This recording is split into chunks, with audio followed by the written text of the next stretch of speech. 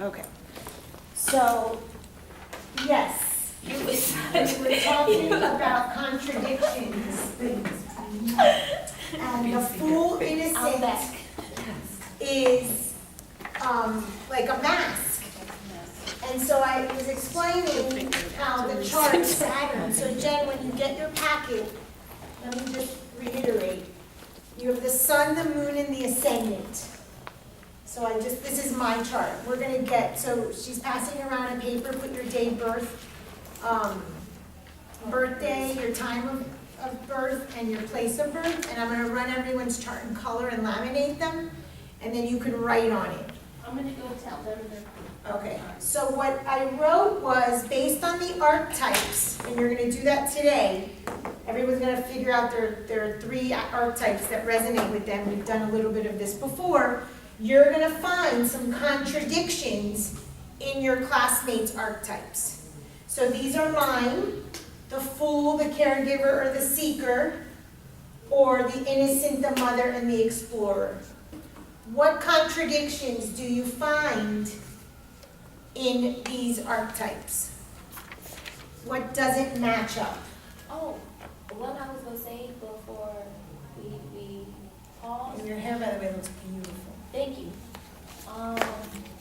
Depending on innocent, mother and innocent can contradict with each other, because like in a Bible, if you're innocent, you can't be a mother you can't be a mother. Interesting. Why is that? Is there a verse?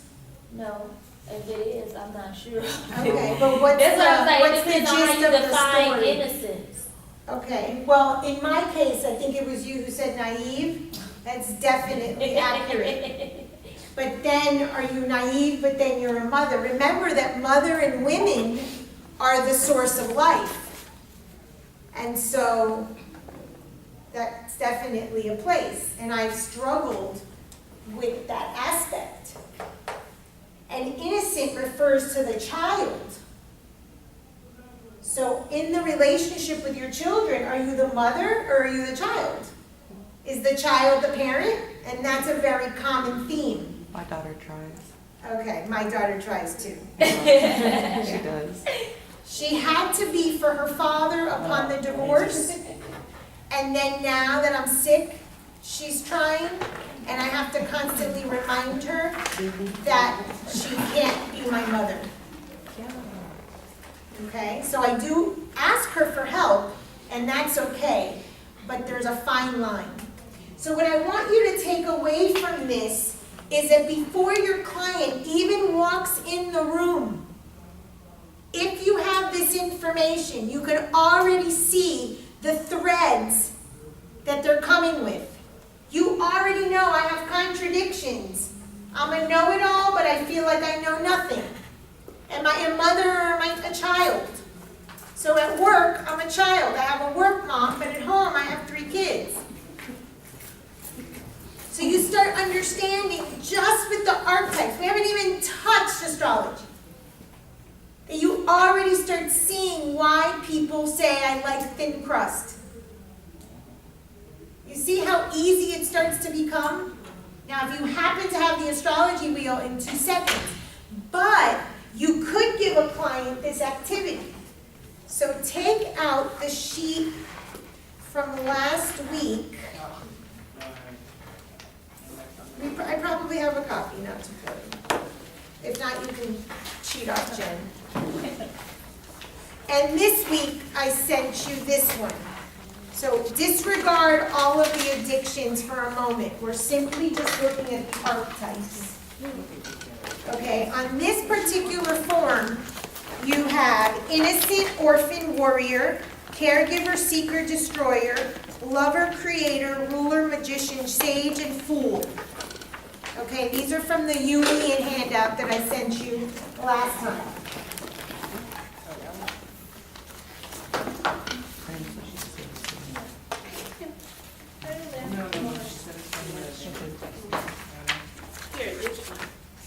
No, that was from today.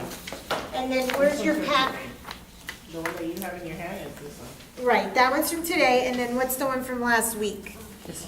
She has Okay. this one, right? No, that's from today too. Okay, last week you have this packet. This is the same one, the innocent. Okay, this one.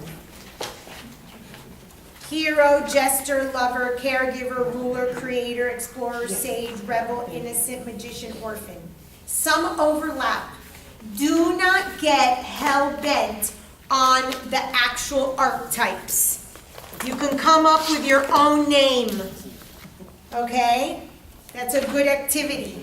Come up with your own name for the innocent, your own name for the trickster. It does not have to be memorized in this way. Carolyn Mace, her cards, she's got 5 different children.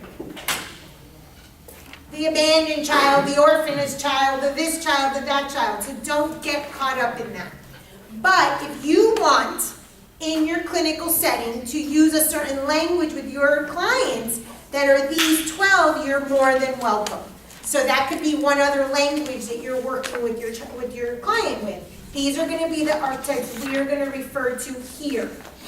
Okay? And you can, which is what I'm going to have you do now, you're going to circle the top 3 that resonate with you on this form, the one with archetype and addiction. The first 3 of those archetypes, just make a little asterisk or star. If you don't like to write on the handouts, write it in your notebook, it's fine. And then we're going to talk amongst ourselves, and I want each of you to do this activity, where your client / classmate is contradicting themselves. The 3 you most resonate with. Ignore all of the other columns. We're just looking at the archetype column. Forget the other columns.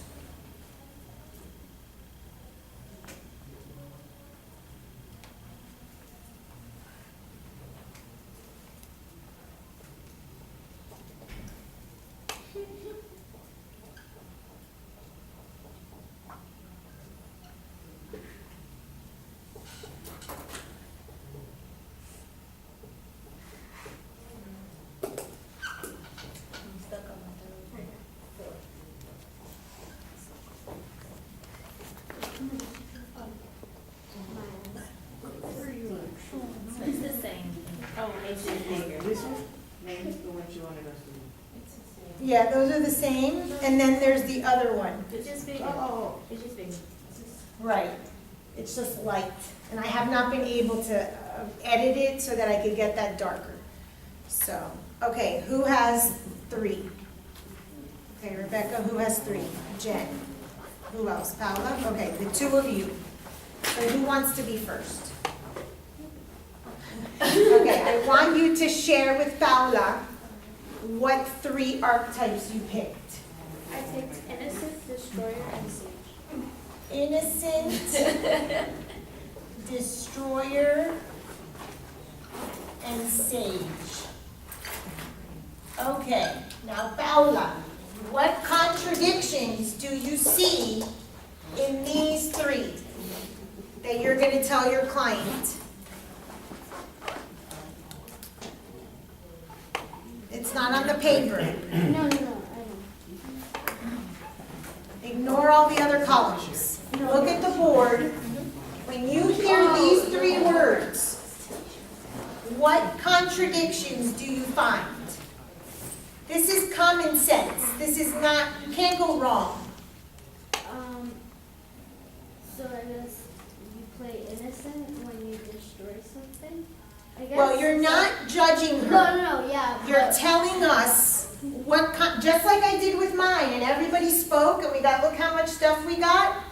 You're not talking to her. Let's talk to us. What contradiction do you find in these 3 words? Innocent and destroyer. Innocent and destroyer. Okay, what does that feel like? How could that manifest in a client's life?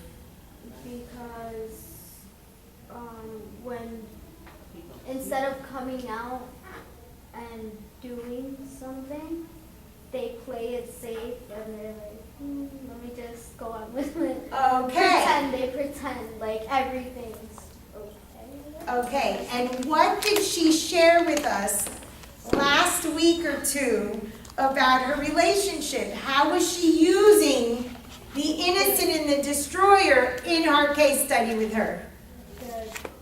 The dad and her boyfriend type thing, but John and Jack? Yeah. How was she playing innocent and how was she destroying? Because she doesn't know who to pick. She's in between the two of them. She wants to go with John, but she wants to stay with Jack. Okay. That situation, but Okay, great. Did class help? yes. Excellent. It was So funny, we did it was our- like a whole coincidence, because like that same day, he was like, oh, I don't think we should talk anymore, and I was like, I agree. Okay. And So in this class, we don't believe in coincidence. Well, What question of 1 to 7 in my model would you ask her right now if she said, oh my God, she came to your session and said, I fixed the situation with Jack and John. And she's like, a coincidence. He said he didn't want to talk anymore. It's the ego. No, the 7 questions. What question would you ask the client? why did you create? Why did you create that? Why did you create that Jack doesn't want to talk to you anymore? Because I don't want to talk to him. Because you no longer have that need, because you became aware of what you were doing. Do you see that awareness oftentimes is enough? Sometimes it's too much. Sometimes it is too much, and absolutely, you're absolutely right, and that's why we stay in pre-contemplation. I see the reason why you chose those. Yeah. Okay, and that you're going to intuit, so you don't even need to ask your client, but this is an activity that you could start a session with, and you could teach them about archetypes, and you can say, you work from what counseling perspective? What does archetypes come from? It's on the pit. Jungian perspective. Nice to meet you. I work from a Jungian perspective. And one of the things that we work with as a Jungian perspective is we work with archetypes. Archetypes are sort of materialized forms of the psyche. Can you describe to me what a nerd looks like? If I told you there was a computer nerd, what would you say? A geeky dude. A geeky dude. Does everyone understand what a geeky dude looks like? But everyone has their own interpretation. Doesn't matter, but we all know that a geeky dude wears glasses with the tape, a pocket protector, a little nerdy. That's an archetype. How many of you have a mother? Everyone has a different mother. We've got 1 to 10, but everyone has the idea of a mother with the gown, taking care of the baby, making food. That's an archetype. So you can explain that to your clients. And so in Jungian analysis, we use 12 particular archetypes. Here's a handout for you, client. And today we're going to play a game. And I want you to tell me which 3 you identify with. And now you have your whole session, Jennifer, unraveled because you have contradictions. I like thin crust. This is a huge contradiction. What other contradiction do we find, Marcia? I think with the destroyer and the sage, because sage is more of like a relaxing, like a calm patience. Like that's how I see sage. And then destroyers, to me, it's like the opposite, because you're just like, like with you, I just see it as more of, because I've talked to you, so I just see more. And because you share a birthday. Yeah. Are you the same age? No, he's way younger than me. But I see a lot of things of her, like from when I was younger, even younger than her age. But I just see like the destroyer part, and like as far as what I'm reading from those 3 that you chose, I see the innocence because you look like you're innocent, especially the way when everybody looks at you, you look so sweet and like. And you're so She quiet. plays the innocent well. The destroyer part, I see why you picked it, because you tend to like care about what others think before your own feelings, and you feel like if you choose the wrong way, that you're gonna hurt others. And then the sage, you like to play the softer side, but you really have like this other side of you that's not so soft. Okay, in reality, destroyer and sage are not contradictions. They the same. They're not And I'm gonna really tell you together. why. And of course, you're I see studying that's to like be a sage- Jungian sage. analyst, so you wouldn't know this. The destroyer archetype I think it was has fine. to do with death and rebirth. She has to kill something, her beast, Jack, whatever it is, in order to go into the new step of having your healthy relationship. The sage understands that in order to rebirth, something must die.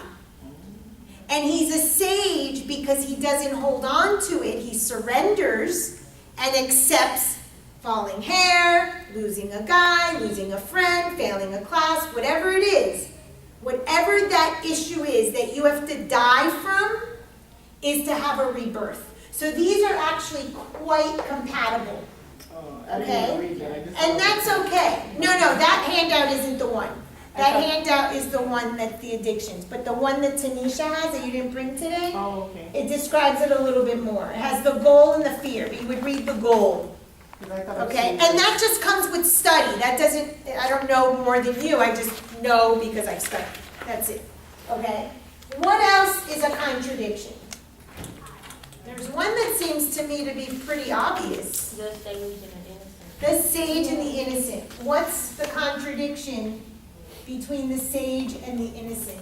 And Marcia touched on it.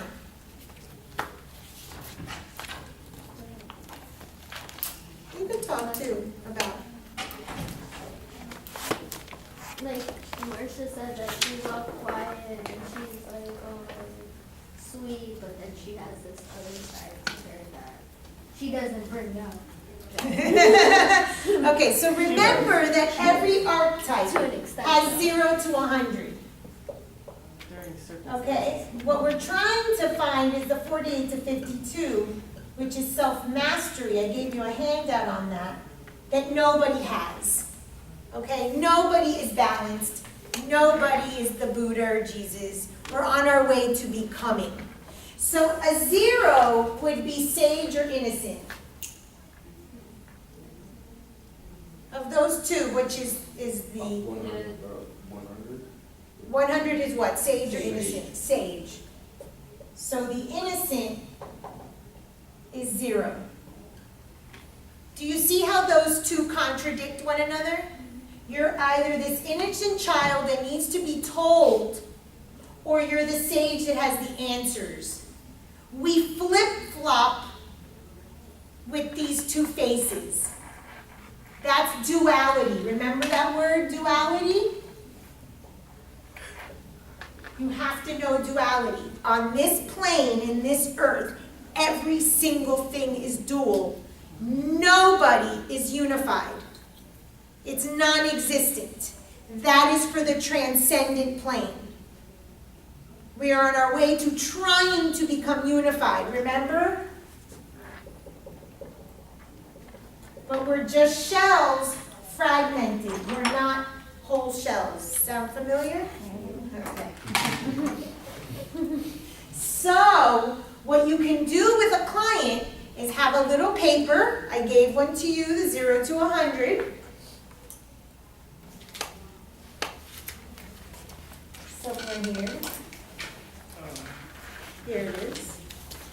And you can put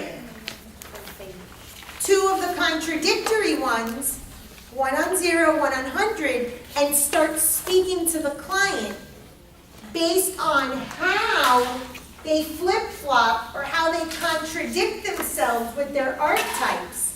And that one of the goals of therapy might be to get them to a more middle where both of them can work together. How can the sage and the innocent work together in a healthy way? A healthy manifestation instead of flip-flop, flip-flop, flip-flop, flip-flop. Becoming more aware. Always being right. Exactly. Not always being right. Having humility to listen, to learn, to think, oh wow, maybe I'm listening to something I've never heard before. That's humility.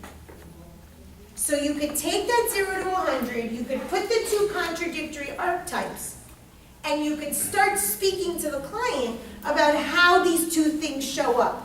How does the innocent show up in your life? All the time. Basically, it's a lot more prevalent. So I always listen before I say anything. So I'm like, people say I'm a good listener, but I'll know the answer like in the back of my head. And then once they're done speaking, I'll be like, well, and then I'll tell them like. I'm guilty of that. And I hate to hear someone talk about something that I know, and I'm like, Yeah, you want to jump. dying to jump in, and I have been working on it, so I'm going to give you a story. I went to move into my new place, and I go to look at the apartment, and the woman starts giving me a reading in the hallway. And she's like, oh, and you have to forgive, and you have to heal, and all this stuff, and she's talk. And she goes, I don't know where this is coming from. Well, I do, but anyway. And I knew that she was channeling. So I let her talk 20, 30 minutes. She's giving me, what the meaning of the fourth chakra, so you know that I am cringing, wanting to jump in. And I said, no, Francis, we're learning humility. Let the woman talk. This is for her development. And I knew that. So I just listened to her and I said, you're absolutely right, you're absolutely right, you're absolutely right. And I go downstairs, it's like 7 o'clock by this time, the place is closing, and she goes, I want to gift you something. I said, okay. And I knew, because we had done decks that day, that she was going to throw the deck for me. So I go into her office, and indeed, she takes out one of several decks, and she's like, pick a card. I get the card of Guardian Angel, and she starts talking and talking and talking. And then she tells me about her card that she gets that morning, which was healing. And I said, well, I guess you got your answer. You're ready to start healing. People, that was what the little book said. And we're talking, and she's telling me all this stuff. And then I said, can I tell you a secret? She goes, yeah. I said, this is what I do professionally. I said, this is my job. I said, you're ready. And she didn't believe me. I said, okay, go to my website. So I took her to the website, and she sees intuitive counselor. The lady starts to shake. She's like, I can't believe it, I can't believe it. I go, and today I taught about decks. So I brought her to the lecture, and I showed her the part that I was doing the deck for you. She couldn't believe it. She was like shaking. She wanted to cry. She's like, I can't believe this. I go, I think you got your answer to the card that you pulled today. I said, you're ready. So in that respect, if we go back to what we were talking about earlier, the surrender with the hair, the humble, I had, in that particular situation, I had no problem waiting. I didn't even think I was going to tell her. But then when she started talking to me that she wanted to do this as a job and she was doubting herself, I'm like, okay, now is appropriate for me to tell her, here's someone you just met that does this work for a living, and you can make a living out of it.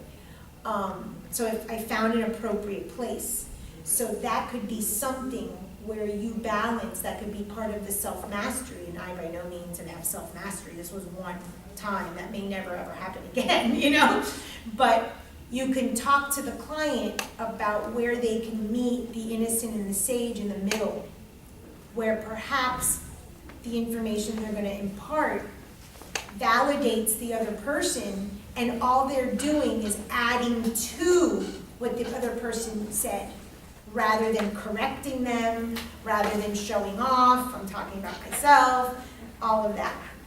And so you see how just using 2 archetypes, and you can even tell them, pick 2 archetypes. You don't want a third one? But I just think it's easier with the 3 because the sun, moon, and the ascendant that we can compare on the chart, that you could see various ones that contradict.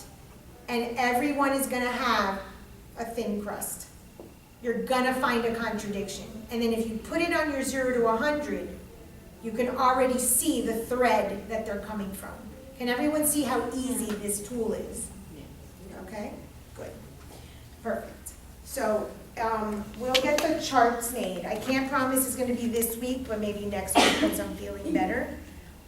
And then we'll start the astrology. So today I wanted to talk to you about the Enneagram. And you have I brought a book, but I didn't bring it. I left the book on my chair. So if I'm here Thursday, I'll bring it. It's called Enneagram, Passions and Virtues. If you are into this, I highly recommend this book. It's amazing. And this little symbol, I've tried drawing this before, is the Enneagram. Do you want me to go get it? No, I left it at home. Oh. I left all the books I was bringing today. I rushed out Okay. and, okay, so I'm sure James will correct me in my drawing, Just but the name of the book is just we will attempt. Yeah. So who knows who Nikola Tesla is?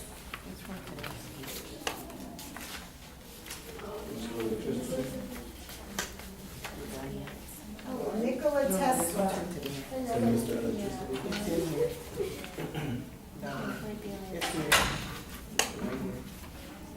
On the back.